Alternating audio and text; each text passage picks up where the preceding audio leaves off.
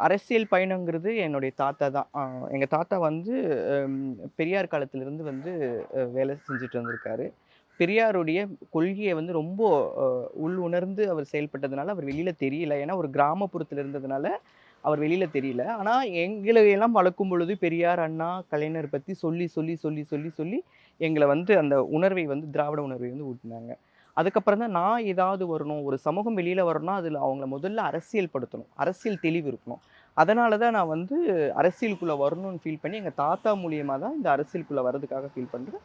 அதுக்கப்புறம் நான் வந்து எங்க எங்க தலைவர்கள் எல்லாம் சந்திச்சு இயக்கத்தினுடைய தலைவர்கள சந்திச்சேன். இப்ப இருக்கிற நம்மளுடைய முதல்வர் அவர்கள சந்திச்சேன். சந்திச்சு எல்லாத்தையும் வாய்ப்பு கேட்டு வாய்ப்பு குடுத்தாங்க. மக்கள் கிட்ட நின்னு மக்கள் பிரதிநிதியா ஒரு 1000 ஓட்டு டிஃபரண்ட்ல இந்தியாவிலேயே யாரும் அவ்வளோ டிஃபரண்ட்ல ஜெயிச்சிருக்க மாட்டாங்க உள்ளாட்சியில. அந்த அளவுக்கு மக்கள் நம்பிக்கையோட வாக்களிச்சாங்க. வாக்களிச்ச மக்களுக்கு 5 ஆண்டு சிறப்பா பணியாற்றுற ஒரு மன நிம்மதியோட இந்த இடத்துல நிக்கிறேன்.